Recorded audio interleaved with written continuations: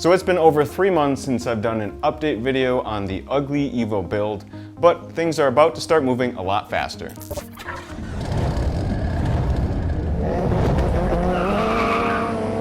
Now before I get into an update on the status of the rusty silver EVO build, I just want to touch on two different things that I've been doing recently. Number one, I made a video about my EVO, the black one that went to the Spectator race recently, so if you want to check that out, that video is up and live on my channel. Link in the video description. Same with One Lap of America trip. That's been taking up a lot of my time. I followed Super K, this awesome Honda S2000, and I would really appreciate if you actually started watching those videos if you haven't already. It's a documentary, so I understand not everyone's into documentaries, and I know most of you are EVO, based people, but even so, I think if you just give it a chance, you'll really like watching this story about the One Lap of America trip. Now, where did we leave off with the ugly silver EVO build? Well, it used to be here in this garage, and it's no longer here. But a couple things I had to do before I could get it out of here. Well, I just kind of had to put it back together. I did some work on the front hubs, the front spindles. I had them powder coated, I had them cleaned up, I had to reinstall them with a couple new other parts as well. ABS sensors were just stuck in there. They were pretty much a lost cause. Had to smash those out to get them out. Did an install video on that for anyone looking at more information on installing some of those front wheel components. Put in new front wheel bearings as well at the same time. So I did all that, got it back together. I was troubleshooting. As you may remember, the crankshaft position sensor seemed to be having issues. The car seemed to run fine until I kind of diagnosed that crank position sensor seemed to have hit the blade, the trigger blade that it passes through. So I tried a different crankshaft position sensor and it still didn't seem to fix my issue.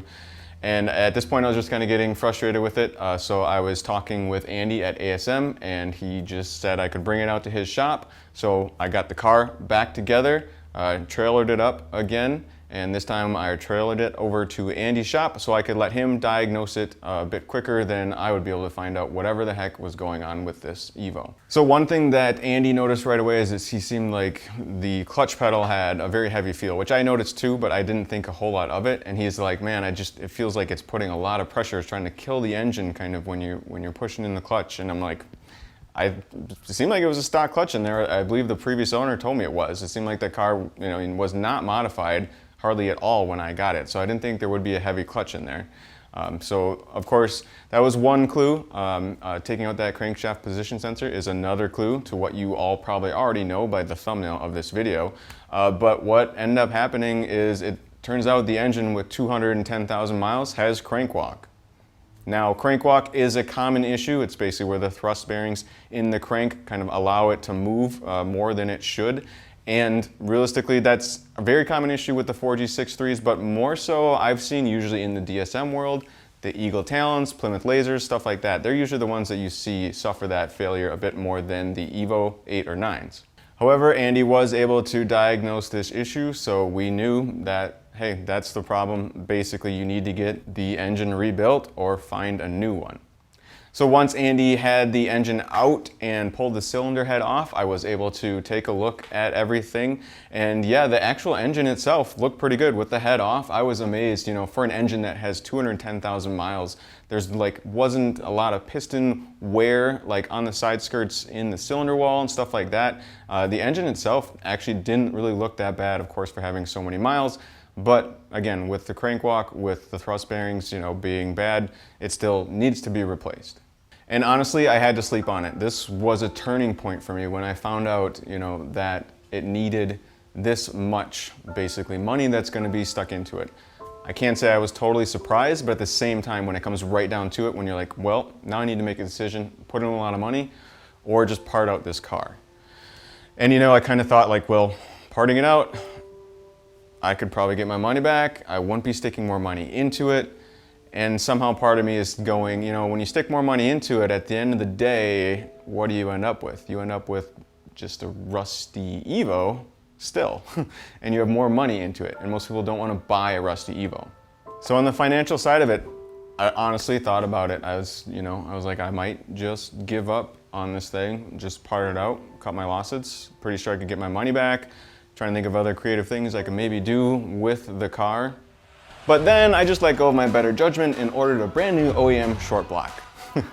So I do have that coming on the way. I'm gonna keep doing this. I'm gonna keep pursuing this car.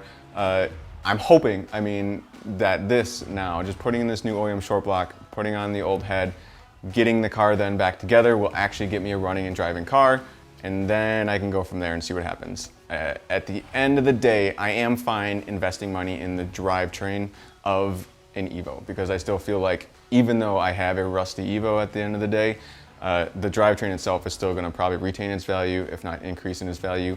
And having two EVOs, it's nice that I could have something for this one as backup as needed. So I also want to keep making more videos for you guys. I want to make more videos along the way, fixing stuff, learning more stuff, and sharing that with you guys. So that's it. I made that decision. The OEM short block is on its way. I'm pretty excited, and hopefully within a couple months, maybe sooner, I might be driving the Silver EVO, and we'll get to put in that ACT twin disc clutch since everything's already dropped out. So that's gonna be really cool too, to hopefully get that clutch in and test that out, since I know a lot of you guys have been messaging me about that as well. So that's about it for this update video, guys. As I mentioned before, sorry for the delay, but you know me, I'm trying not to just put out content for the sake of putting out content. I want to have something to talk about or something to show you in the process. So it's taken a couple months, but I'm going to keep moving along on this car. A huge shout out, special thanks to Andy from ASM. Awesome, so gracious for him to help me out with this project. And finally, I don't typically beg for likes and subscriptions and stuff like that. But again, it would mean a lot to me if you would check out the One Lap of America trip videos. I have links to those videos in the video description down below. So as always, this is Paul from Boosted Film saying thanks for watching.